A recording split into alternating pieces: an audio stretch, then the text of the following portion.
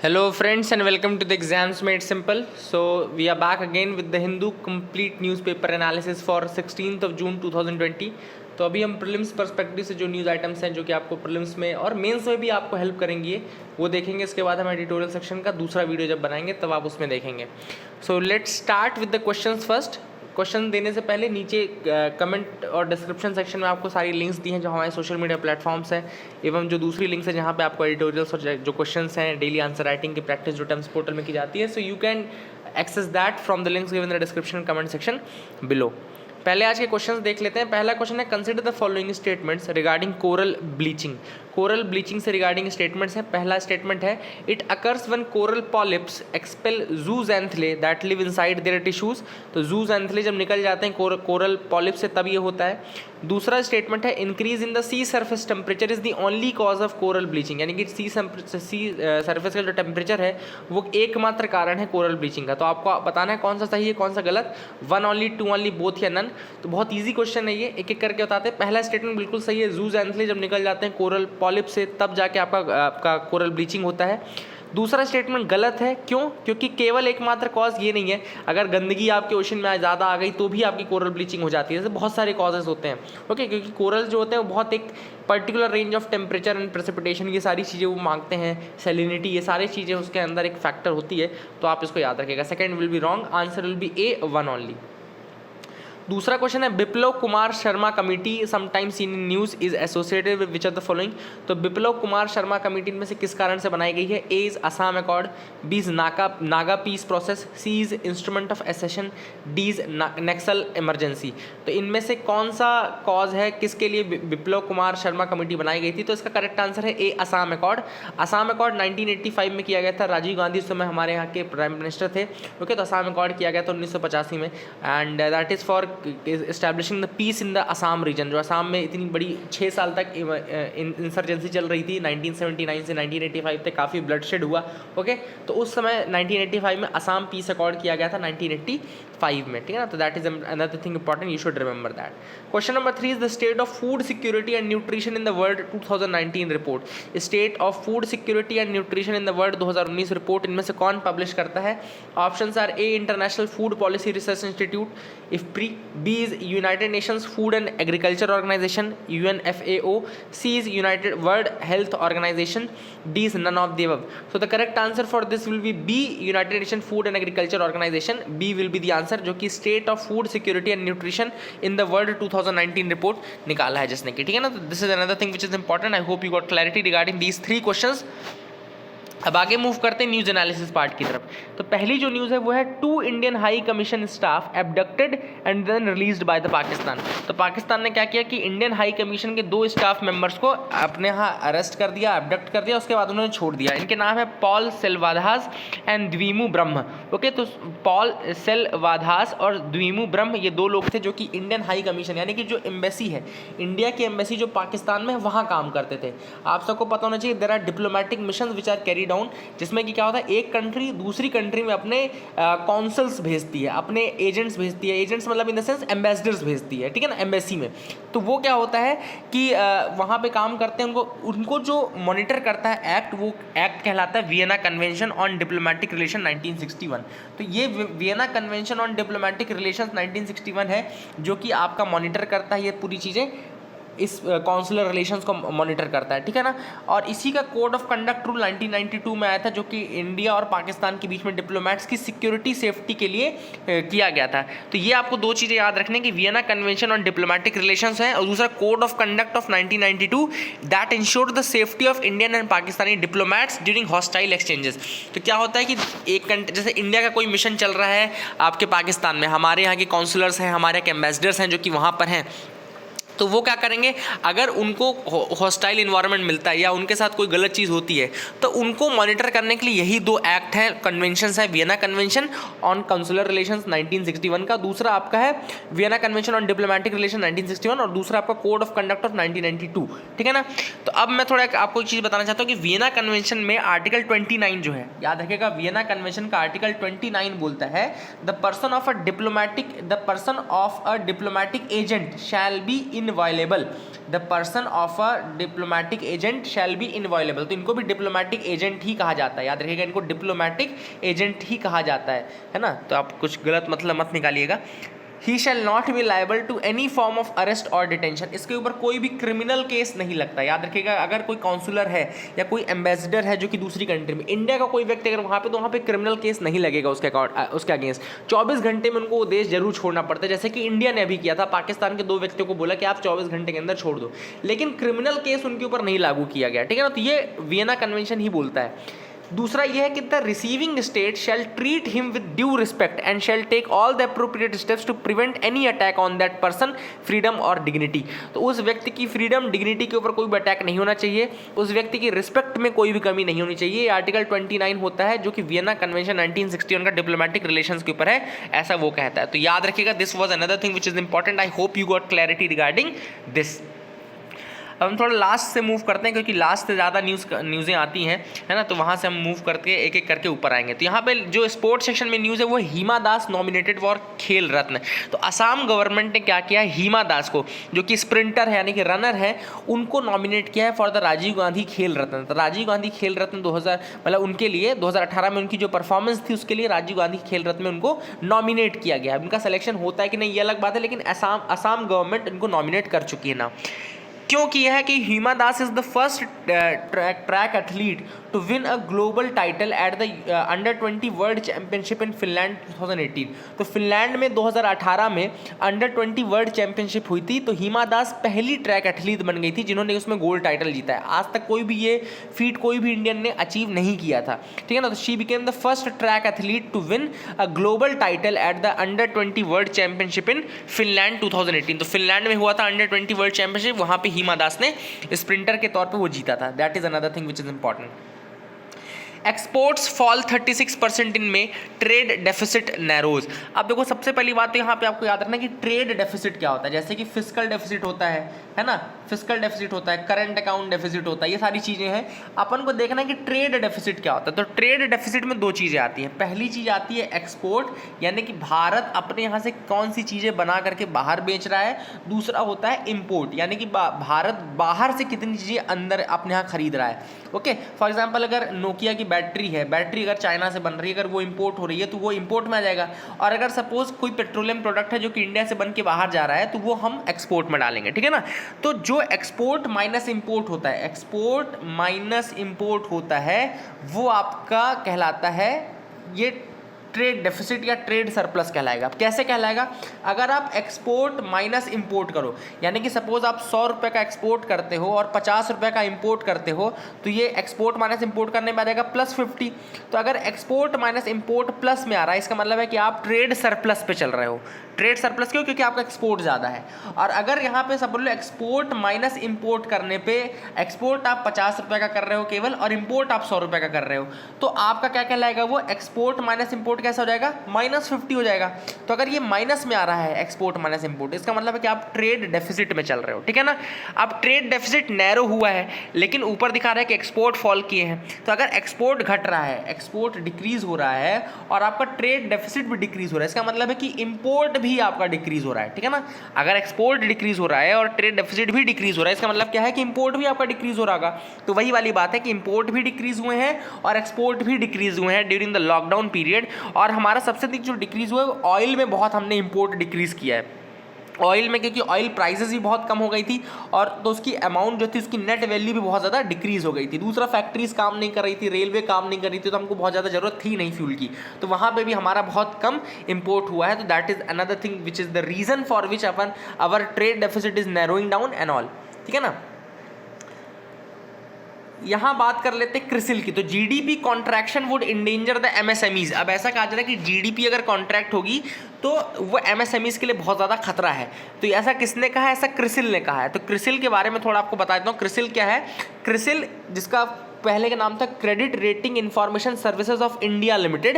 ये Indian analytical company है जो कि रेटिंग प्रोवाइड करती है, रिसर्च प्रोवाइड करती है, रिस्क बताती है, पॉलिसी एडवाइजरी बताती है, and it's a subsidiary of American company standards and poor global. Okay, तो S&P ग्लोबल का बेसिकली ये स्टैंडर्ड्स एंड पुअर की एक सब्सिडियरी कंपनी S&P ग्लोबल की, एंड क्रिसिल जो है इंडियन कंपनी है, लेकिन याद रखिएगा 1987 1987 में बनी थी, और ये क्रेडिट रेटिंग का काम करती है, बिजनेसेस के बारे में बताती कि कैसी उनकी रेटिंग है, कैसा परफॉर्म करेंगी, पॉलिसी एडवाइजरी उनको एडवाइस देने का काम करेगी। तो ये सारे काम क्रिसिल करता है, ठीक है ना। अब इनका ये कहना है कि अगर जीडीपी 5% कॉन्ट्रैक्ट हो जाए, जीडीपी आप सबको पहले बता दूं, जीडीपी यानी कि हमारे बॉर्डर के अंदर, हमारे जो डोमेस्टिक बॉर्डर्स हैं, अगर सपोज इंडिया की बाउंड्री कुछ ऐसी है, सपोज इंडिया की बाउंड्री जो है वो कुछ इस तरह से है ना, अपनी बाउंड्री इस तरह से है, तो अगर अपन देखें इस तरह से अपनी जो बाउंड्री है, हाँ, तो अगर इंडिया की इतनी बाउंड्री के अंतर्गत जितनी भी गुड्स एंड सर्विसेज हैं, गुड्स प्लस सर्विसेज, इनकी फाइनल वैल्यू, अब वो चीज़ अपन नहीं देखेंगे कि कोई विदेशी इसको प्रोड्यूस कर रहा है कि कोई इंडियन कंपनी प्रोड्यूस कर रही है, बस हमको ये देखना है कि इस बाउंड्री, इस बॉर्डर के अंदर प्रोड्यूस होनी चाहिए। तो if we add this complete value of goods and services inside our Indian border, that will be acting as a GDP, तो वो जीडीपी कहलाती है, ठीक है ना। तो अगर जीडीपी 5% कॉन्ट्रैक्ट कर जाए तो जो बिजनेसेस हैं, एसएमएस मतलब एमएसएमईज हैं, जो ये हैं, उनमें बहुत ज़्यादा नुकसान होगा, और 15% तक कॉर्पोरेट इंडिया रेवेन्यू जो है वो घट जाएगा। तो it will endanger the MSMEs also, तो ये कहा गया है बेसिकली क्रिसिल द्वारा। तो that is the thing which is there. I hope you got clarity regarding that. आगे मूव करते हैं, यहाँ पे देखते हैं और क्या इंपॉर्टेंट न्यूज़ आइटम्स हैं। IAEA begins meet over Iran's nuclear program. तो IAEA यानी कि इंटरनेशनल जो एटॉमिक एनर्जी एजेंसी है, इंटरनेशनल एटॉमिक एनर्जी एजेंसी, इसका हेडक्वार्टर है वियना में। याद रखिएगा IAEA क्या है, इंटरनेशनल एटॉमिक एनर्जी एजेंसी। ये क्या काम करता है बेसिकली, ये इंटरनेशनली ये देखता है कि कौन सी कंट्री न्यूक्लियर का मिसयूज़ कर रही है, एटॉमिक एनर्जी का मिसयूज़ तो नहीं हो रहा है, एटॉमिक एनर्जी का यूज़ हमेशा पीसफुल पर्पसेस में होना चाहिए, इलेक्ट्रिसिटी के लिए होना चाहिए, वेपनरी के लिए नहीं होना चाहिए। तो ये सारी चीज़ें मॉनिटर करती है IAEA, वियना में इसका हेडक्वार्टर है, और यूनाइटेड नेशन का न्यूक्लियर वॉचडॉग है, यूनाइटेड नेशन की बॉडी है, न्यूक्लियर वॉचडॉग है, मतलब न्यूक्लियर प्रोग्राम रिलेटेड चीज़ें देखती हैं, ठीक है ना। तो ये अब ईरान के ऊपर बेसिकली ईरान के न्यूक्लियर प्रोग्राम के ऊपर इनकी मीटिंग चालू हुई है। अब आपको थोड़ा फैक्ट्स बता देता हूँ।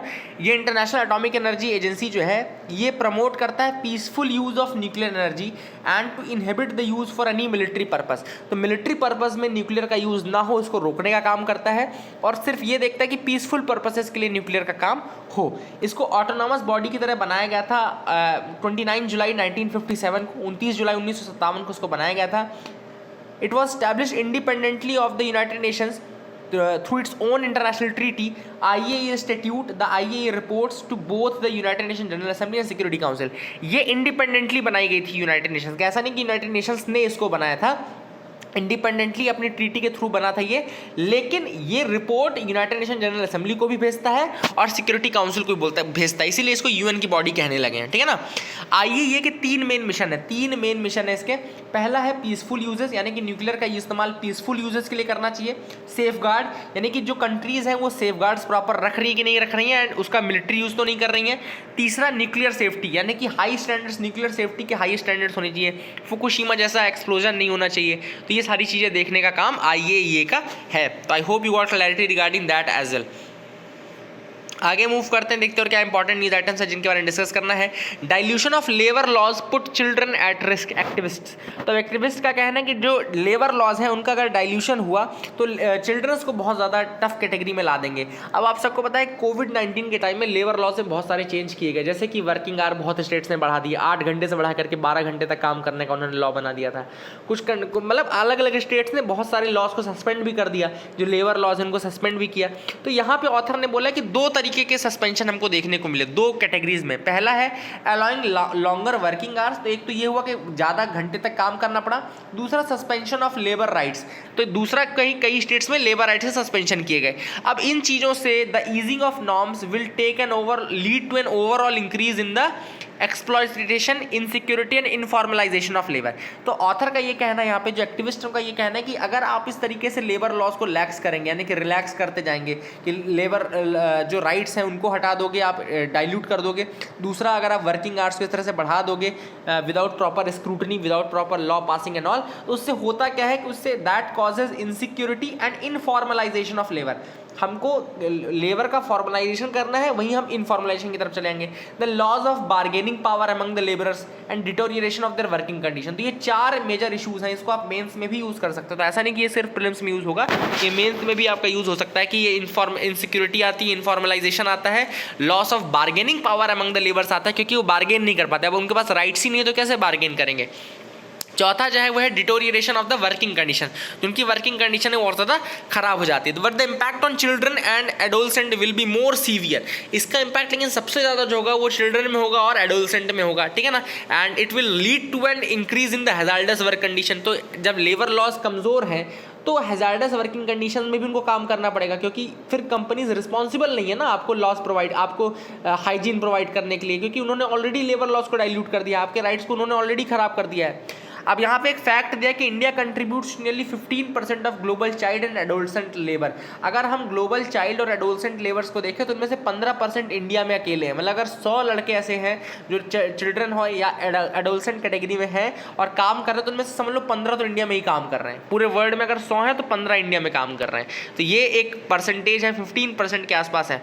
एडोलसेंट अगर आपको नहीं पता क्या होता है तो लगभग 12 साल से 19 साल के जो बच्चे होते हैं 19 तक की एज के, वो एडोलसेंट कैटेगरी में आते हैं। तो ये भी आप याद रख सकते हैं, ठीक है ना। So that is another thing which is important. I hope you got clarity. आगे मूव करते हैं, यहाँ पे इंपॉर्टेंट है why suspend the sex test rules. अब यहाँ पे हुआ क्या, गवर्नमेंट ने रिसेंटली क्या किया, PCPNDT एक्ट और PCPNDT रूल्स यानी कि preconception and prenatal diagnostic techniques, उसका prohibition of sex selection rules of 1996 को बिल्कुल सस्पेंड कर दिया है टिल जून 30 जून तक इनको सस्पेंड कर दिया। अब एक्टिविस्ट का ये कहना है कि PCPNDT एक्ट जो आया था वो क्यों आया था, क्योंकि हो ये रहा था कि भ्रूण का जो भ्रूण हत्या, आपने सुना होगा, टर्म सुना होगा कि जब फीमेल फीटिसाइड होता है, मतलब अगर आपको पता चल जाता है कि कई लोगों को पता चलता था कि बच्चे लड़की हो रही है उनके यहाँ, तो वो क्या करते थे, भ्रूण की हत्या करवा देते थे, यानी कि उसको गिरा देते थे, गर्भ गिराना जिसको बोलते हैं। तो ये हो रहा था, तो इसको रोकने के लिए 1994 में 1994 में क्या हुआ, एक एक्ट आया।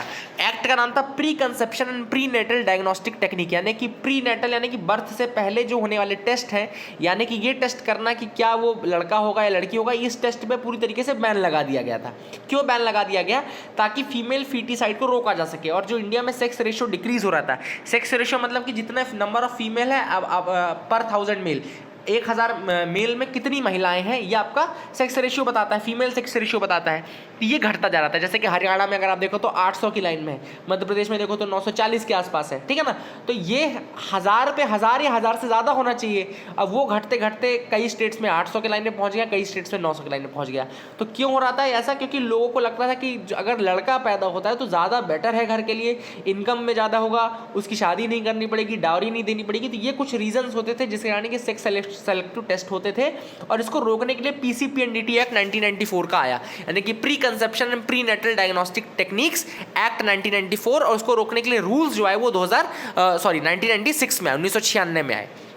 अब अभी क्या किया, लॉकडाउन के टाइम में गवर्नमेंट ने क्या किया है कि इन रूल्स को सस्पेंड कर दिया है। तो वही पूछा जा रहा है कि अगर आपने सस्पेंड कर दिया तो फिर PCPNDT एक्ट का कोई मतलब ही नहीं रह गया, and this will lead to the misuse of technology by unscrupulous individuals. तो यही सुप्रीम कोर्ट ने लॉजिक पूछा है सेंट्रल गवर्नमेंट से कि आपने किस लॉजिक के तहत इस रूल को या इन सेक्स सिलेक्शन जो रूल्स हैं इनको सस्पेंड किया था। That has been asked by the government by the supreme court, ठीक है ना। Now ICMR recommends use of faster कोविड-19 टेस्टिंग किट्स। तो आप सबको पता है कि जो कोविड-19 केसेस हैं वो बढ़ते जा रहे हैं। कल थोड़ा केसेस कम बढ़े थे, क्यों, क्योंकि टेस्टिंग कम हुई थी कल, ठीक है ना। तो ये भी समझ में आ गया कि अब टेस्टिंग कम करके ही अपन और केसेस के नंबर को डिक्रीज करेंगे। तो ICMR यानी कि Indian council of medical research ने ये कहा है कि अब RT-PCR टेस्ट, ठीक है, आपको ज़रूरत नहीं है बार बार, जहाँ पे पॉसिबल है वहाँ करो, ठीक है, RT-PCR करो, यानी कि reverse transcription polymerase chain reaction जो टेस्ट है वो आप करो, लेकिन अब आप फास्टर टेस्ट करो। फास्टर टेस्ट कौन सा है, स्टैंडर्ड क्यू कोविड-19 AG एंटीजन डिटेक्शन टेस्ट। याद रखिएगा, स्टैंडर्ड क्यू कोविड-19 AG एंटीजन डिटेक्शन टेस्ट जो है ये बहुत इंपॉर्टेंट नाम है, याद रखिएगा। स्टैंडर्ड क्यू कोविड-19 AG एंटीजन टेस्ट जो है ये कंटेनमेंट जोन्स में आपको करने की ज़रूरत है, और it should be in combination with RT-PCR। अगर AG एंटीजन टेस्ट में पॉजिटिव आ रहा है तो उसको पॉजिटिव मान लेना है, अब दोबारा उसको वेरीफाई करने की ज़रूरत नहीं, क्योंकि टाइम भी ज़्यादा लग रहा है वेरीफाई करने में, और दूसरा ये है कि आपका रिसोर्सेज ज़्यादा लग रहे हैं, पैसा ज़्यादा लग रहा है, और टेस्टिंग भी कम हो पा रही है अगर RT-PCR से कन्फर्मेशन में जा रहे हैं। तो अब कुल मिला के ये होगा कि अब standard covid Q19 AG antigen test किया जाएगा और 30 मिनट में ये डेटा दे देता है। This kit has been validated bye ICMR and all India institute of medical sciences, and ये डिफरेंट है रैपिड एंटीबॉडी टेस्ट से। कैसे डिफरेंट है? क्योंकि रैपिड एंटीबॉडी टेस्ट जो होता था वहाँ पे आपका ब्लड सैंपल लिया जाता था, और इसमें जो है वो नैसोफैरिंगियल स्वैब ही इसमें लिया जाता है। तो इसमें सैंपल के रूप में नैसोफैरिंगियल स्वैब लिया जाता है, और वहीं पे जो रैपिड एंटीबॉडी टेस्ट था जिसको कि मना कर दिया गया था उसमें आपका ब्लड लिया जा रहा था, ठीक है ना। तो दैट इज अनदर थिंग। जो स्टैंडर्ड क्यू कोविड-19 AG डिटेक्शन किट है, it's a rapid chromatographic immunoassay for qualitative detection of specific antigens. तो ये क्या करता है? एंटीजेंस को पता करता है, एंटीजेंस पता करता है SARS-CoV-2 के, इसीलिए इसको एंटीजन टेस्ट कहा जाता है, ठीक है ना। 30 मिनट में ये रिपोर्ट दे देता है। That is another thing which is important. I hope you got clarity. India China nuclear arsenals grow. अब क्या बोला जा रहा है कि एक रिपोर्ट आई है, किसकी रिपोर्ट आई है? सिप्री की रिपोर्ट आई है।